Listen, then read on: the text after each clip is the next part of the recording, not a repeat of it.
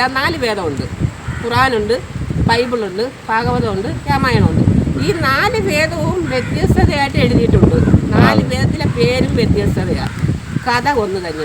ഇത് കണ്ടോ, cancer പേഷ്യൻസിനായിട്ടുള്ള specialised ചെയ്തിട്ടുള്ള ഒരു സ്ഥലമാണ് ഇത്. ഇത് ഹോസ്പിറ്റലിൻ്റെ ഒരു ഭാഗം മാത്രമാണ്. ഹായ് കൂട്ടുകാരെ, പുതിയൊരു വീഡിയോയിലേക്ക് സ്വാഗതം. അപ്പോൾ ഞാൻ ഇപ്പോൾ നിൽക്കുന്നതെന്ന് പറയുമ്പോഴത്തേക്ക് തിരപ്പംകൂടാണ് കേട്ടോ. തിരപ്പംകൂട്, വെഞ്ഞാറമൂട് തിരപ്പംകൂട് എന്ന് പറയുന്ന സ്ഥലത്താണ്. ഇവിടെ നിങ്ങൾക്കൊരു അത്ഭുതം കാണിച്ചു തരാനാണ് കേട്ടോ ഞാൻ എത്തിയിരിക്കുന്നത്. അപ്പോൾ നിങ്ങൾ ഈ കണ്ടുകൊണ്ടിരിക്കുന്ന ഇവിടെ ഒരു പള്ളിയുണ്ട്. ഞാൻ നിൽക്കുന്നതിൻ്റെ അവിടെ തന്നെ ഒരു പള്ളിയുണ്ട്. അത് അത്ഭുതം നിറഞ്ഞൊരു പള്ളിയാണ്. പക്ഷേ അത്ഭുതം എന്ന് പറയുമ്പോഴത്തേക്കും നമ്മുടെ ഏറ്റവും പാവപ്പെട്ട രോഗികളെ സഹായിക്കുന്നതിനും അങ്ങനെയുള്ള ഒരുപാട് കാര്യങ്ങൾ ഇവിടെ അവർ ചെയ്യുന്നുണ്ട് കേട്ടോ. ഹോസ്പിറ്റലും അങ്ങനെയൊക്കെയുള്ള ആയുർവേദ ചികിത്സയും കാര്യങ്ങളൊക്കെ ഒരുപാടുണ്ട്. കൺവെൻഷൻ സെൻ്ററുണ്ട്. പിന്നെ അതുകൂടാതെ തന്നെ നമ്മൾക്കിപ്പോൾ ഇവിടുത്തെ നമ്മളൊരു ചേച്ചിയെ കാണാനുണ്ട്. അപ്പോൾ ചേച്ചി ഇവിടുത്തെ കുറേ കാര്യങ്ങൾ നമുക്ക് പറഞ്ഞു തരാമെന്ന് പറഞ്ഞിട്ടുണ്ട്. പള്ളിയെക്കുറിച്ചുള്ള കുറേ കാര്യങ്ങൾ, അവരെ കുറേ അത്ഭുതങ്ങളുണ്ട് ഈ പള്ളിയിൽ. അപ്പോൾ ആ പള്ളിയെക്കുറിച്ചുള്ള അത്ഭുതങ്ങൾ ആ ചേച്ചി നമുക്ക് പറഞ്ഞു തരാമെന്ന് പറഞ്ഞിട്ടുണ്ട്. അപ്പോൾ ഞാൻ ചേച്ചിയെ കാണാൻ വേണ്ടിയാണ് മേലിൽ കയറി പോയിക്കൊണ്ടിരിക്കുകയാണ് കേട്ടോ. അപ്പോൾ നമ്മുടെ ആ ചേച്ചി ഇവിടെ ഉണ്ടെന്ന് തോന്നുന്നു. ആ ചേച്ചിയെ കണ്ടു. 14 കല്ലങ്ങാണ്ട് ഇവർ ഇവിടെ സ്ഥാപിച്ചിട്ടുണ്ട് ഈ അൽത്താരയിൽ. ഇതിൻ്റെ അൽത്താരയിൽ അങ്ങനെ അത് 14 പേര് ഈശോ 14 സ്ഥലത്ത് മുട്ടുകുത്തി ഇങ്ങനെ കുരിശും കൊണ്ട് പോയതിൻ്റെ ഇതായിട്ട് 14 കല്ല്. അത് ഞങ്ങളുടെ ഹിന്ദു ആചാരപ്രകാരം 14 ശിവലിംഗമാണ് ഒന്നിച്ച് വെച്ച് ആരാധിക്കുന്നത്. അതുപോലെ ഇവിടെ അത് 14 കല്ല്, 14 പേര് പൂനൂലിട്ട് ബ്രാഹ്മണന്മാർ വരുന്ന പോലെ തന്നെ കല്ല് ചുമന്ന് കൊണ്ടുവന്നു അൽത്താരയെ സമർപ്പിച്ച് അങ്ങനെ ഒരുപാട് പിതാക്കന്മാരും ഒരുപാട് അച്ഛന്മാരും ഒക്കെ ആയിട്ട് കുർബാന നടത്തിയ സ്ഥലമാണ്. ഇതിനകത്ത് ഇങ്ങനെ 2 സൈഡിലായിട്ടേ ആൾക്കാരൊക്കെ നിൽക്കാൻ പാടുള്ളൂ. ഇങ്ങനെ നടുക്കേ കയറി വന്നുകൂടാ, അങ്ങനെയുണ്ട്. പിന്നെ പള്ളി എപ്പോഴും വൃത്തിയായി സൂക്ഷിക്കണം. അതിനകത്ത് ആഹാരങ്ങളൊക്കെ കൊണ്ട് കഴിക്കുക, അങ്ങനെ സാധാരണ ഒരു പള്ളിയിൽ അങ്ങനെ ചെയ്യാറില്ല. അങ്ങനെ ഇല്ല. അപ്പോൾ ഇതിങ്ങനെ നടുക്കൂടെ ആണ് ഒരു ചുമന്ന ചെയ്തിട്ടിട്ടുണ്ട്, കാർപ്പറ്റ് ഇട്ടിട്ടുണ്ട്. അപ്പോൾ ഈ 2 സൈഡിലായിട്ടേ ഇരിക്കാവൂ. ഇങ്ങനെ ക്രോസ് ചെയ്ത് അങ്ങോട്ടും ഇങ്ങോട്ടും പോയികൂടാ. ഇത് ഈ അൽത്താരയിൽ ഇത് സമർപ്പിക്കുന്ന സമയത്ത് അന്ന് പിതാവ് പറയുന്നതാണ്, അങ്ങോട്ടും ഇങ്ങോട്ടും ക്രോസ് ചെയ്ത് പോകരുതെന്ന്. അതിലേ വന്നാൽ അവിടെ ഇരിക്കുക, ഇതിലേ വന്ന് ഇവിടെ ഇരിക്കുക, അങ്ങനെയാണ്. അപ്പം ഇങ്ങനെയുള്ള പള്ളി മൂറോം കൂദാശ എന്ന നാമകരണമാണ് ഈ പള്ളിക്ക് ചെയ്തിരിക്കുന്നത്. അപ്പോൾ ആ മൂറോം കൂദാശ നാമകരണം എന്ന് പറയുമ്പോഴത്തേക്ക് ഈ ലോകത്ത് 3 പള്ളിയേ ഉള്ളൂ. ആ 3ാമത്തെ പള്ളി ഈ നാട്ടിൽ ഇവിടെ സ്ഥാപിച്ചു. വെഞ്ഞാറമൂട് പെരപ്പംകോട് എന്ന് പറയുന്ന സ്ഥലത്ത് ഈ പള്ളി, ഇങ്ങനെ ഒരു പള്ളി ഇവിടെ സ്ഥാപിച്ചത്. ഞാൻ പള്ളി ഇതിലേ പോകുന്ന വഴിക്ക് ഞാൻ ഒരുപാട് പ്രാവശ്യം കണ്ടിട്ടുണ്ട്. പക്ഷേ പള്ളിക്ക് ഇങ്ങനെ പ്രത്യേകത ഉണ്ടെന്നുള്ളത് എനിക്കറിയാം. പള്ളിയുടെ ഇതിലുള്ള ഹോസ്പിറ്റലൊക്കെ എല്ലാം ഇതിലുള്ള തന്നെ. അതായത് മലങ്കര കത്തോലിക്ക സഭയുടെ സിറിയൻ മലങ്കര അതിൻ്റെതാണത്. അതിൽ ഇവിടുത്തെ പിതാവിൻ്റെ ആഗ്രഹമായിരുന്നു ഇങ്ങനെ ഒരു പള്ളി ഇവിടെ പണിയുള്ളൂ. ഈ ലോകത്ത് 3 പള്ളിയേ ഉള്ളൂ, അതിൽ ഒരു പള്ളി ഇവിടെ വരണം. അങ്ങനെ അത് അവിടെ കൃഷ്ണക്ഷേത്രം, ഇവിടെ ശിവക്ഷേത്രം, അങ്ങനെ വന്നപ്പോൾ ഇവിടെ ഇങ്ങനെ ഒരു പള്ളി വന്നു. 3 വേദമല്ല, 4 വേദമുണ്ട്. ഖുറാനുണ്ട്, ബൈബിളുണ്ട്, ഭാഗവതമുണ്ട്, രാമായണമുണ്ട്. ഈ 4 വേദവും വ്യത്യസ്തതയായിട്ട് എഴുതിയിട്ടുണ്ട്. 4 വേദത്തിലെ പേരും വ്യത്യസ്തതയാണ്, കഥ ഒന്ന് തന്നെയാണ്. 4 വേദവും ഞാനും കുറച്ചൊക്കെ വായിച്ചിട്ടുണ്ട്. അതിന്റെ പേരുകൾ മാറ്റാം, അവതാരത്തിന്റെ ഓരോ കാര്യങ്ങളും മാറ്റാം. ഇത് ശുദ്ധീകരണത്തിന്റെ അവസാനമാണ്. ഇവിടെ ഈ പള്ളിയിൽ പ്രാർത്ഥന നടക്കുമ്പോഴോ മീറ്റിംഗ് നടക്കുമ്പോഴോ എന്തായാലും പിതാവ് വന്ന് മീറ്റിംഗ് നടക്കുന്ന സമയത്ത് ദൈവഗണങ്ങൾ മൊത്തവും ഇതിനകത്ത് ഇറങ്ങിയിരിക്കും. ചേച്ചി എവിടെയാണ് താമസിക്കുന്നത്? ഞാൻ അന്തേവാസിയാണ്. ഇവിടെ തന്നെയാണോ ഉള്ളത്? ഇത് മഴ സത്യം അത് തന്നെ കേട്ടോ. എന്താ പറയുക, ഇത് പറഞ്ഞപ്പോഴത്തേക്കല്ലേ മഴ തുടങ്ങിയത്.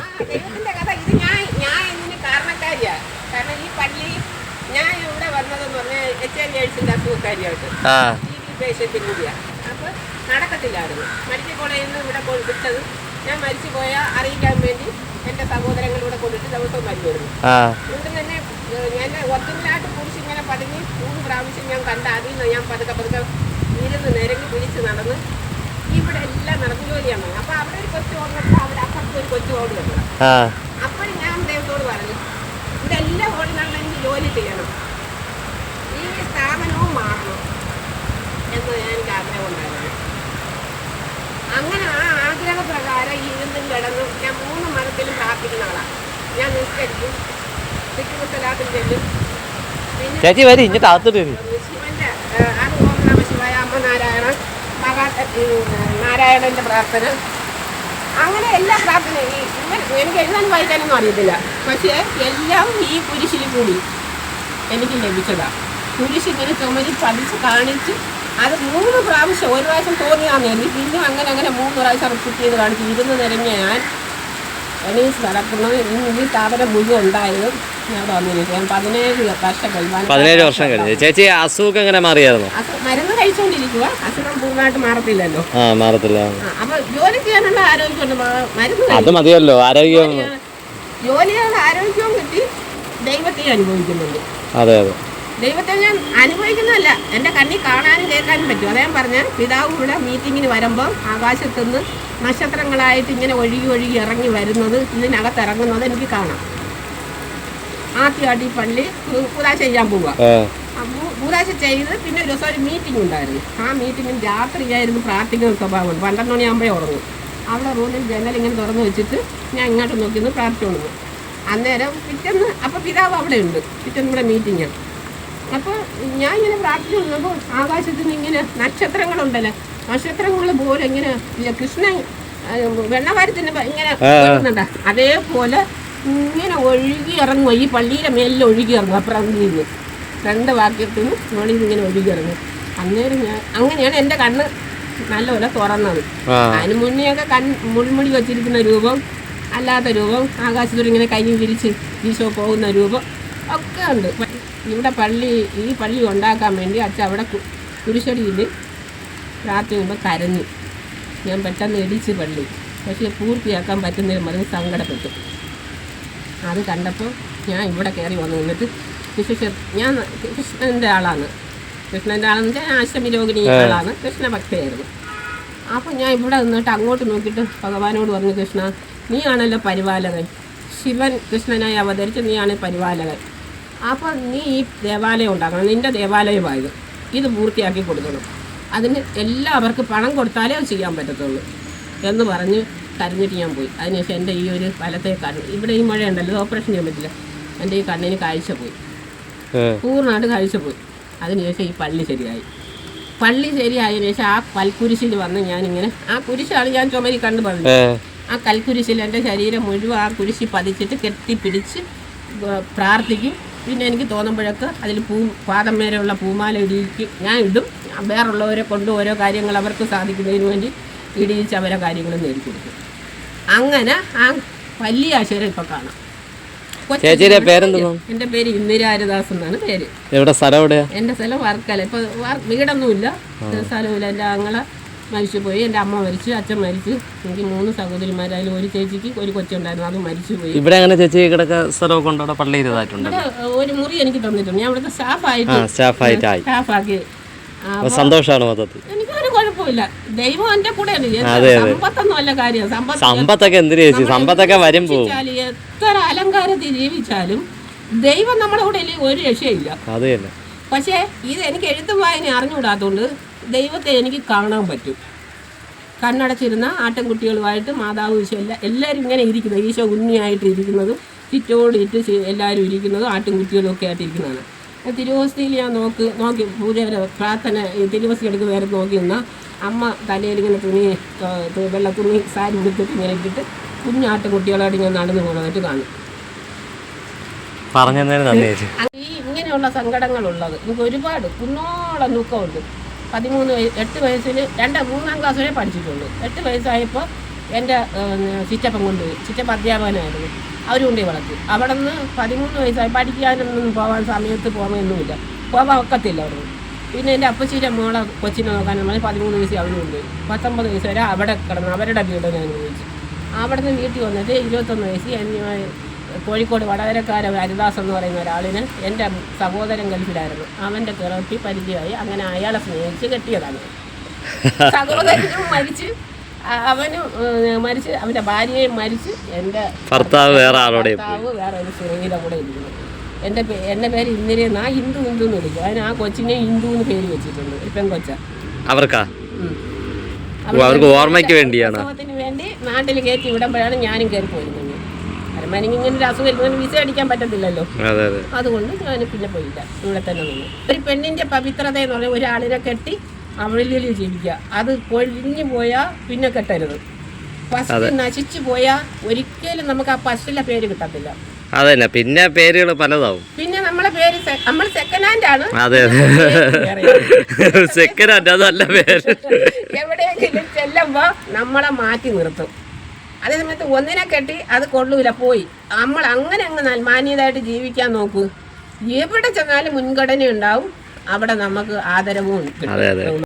കൂട്ടുകാരെ, അപ്പം നമ്മളിപ്പോൾ കേട്ടെന്ന് പറയുമ്പോഴത്തേക്ക് കുറേ അത്ഭുതങ്ങൾ നിറഞ്ഞ കുറേ വാക്കുകളാണ് കേട്ടോ. എന്ന് പറഞ്ഞാൽ ആ ചേച്ചിയുടെ ഇവിടെ വന്നതിന് ശേഷമുള്ള അനുഭവങ്ങളും അങ്ങനെയുള്ള കാര്യങ്ങളൊക്കെയാണ് നിങ്ങളിപ്പോൾ കേട്ടത് കേട്ടോ. നമ്മളിതാ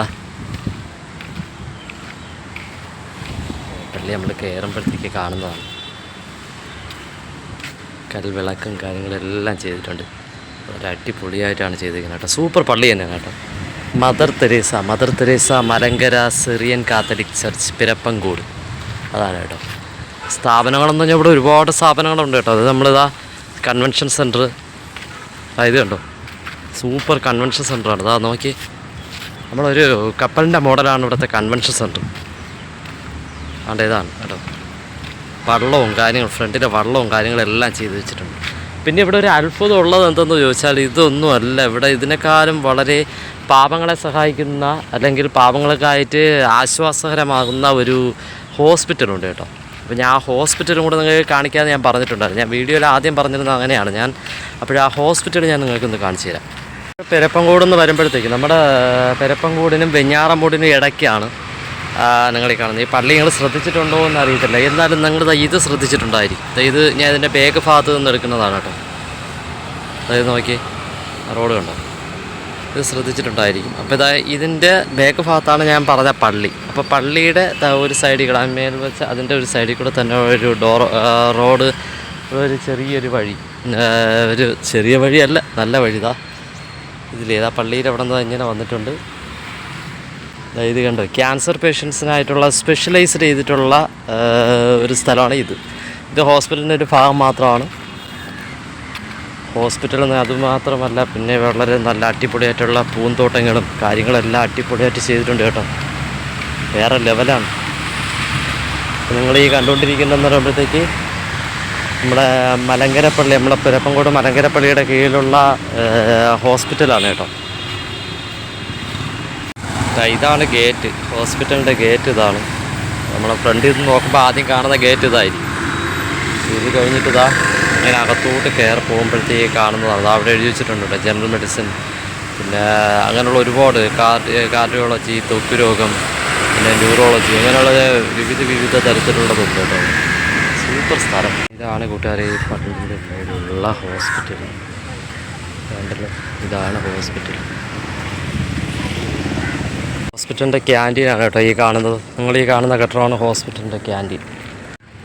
സെൻറ്റ് ജോൺസ് പഞ്ചകർമ്മ ആയുർവേദം, പിന്നെ അതുകൂടാതെ തന്നെ പ്രീ പ്രൈമറി സ്കൂള്, ഇതൊക്കെ എന്ന് പറയുമ്പോഴത്തേക്ക് ഇങ്ങോട്ടാണ് കേട്ടോ. നിങ്ങൾ ഈ കണ്ടുകൊണ്ടിരിക്കുന്നത് ഇതാണ്. ഇതിൻ്റെ ബാക്ക് വശത്തായിട്ടാണ് നമ്മുടെ ആയുർവേദത്തിൻ്റെ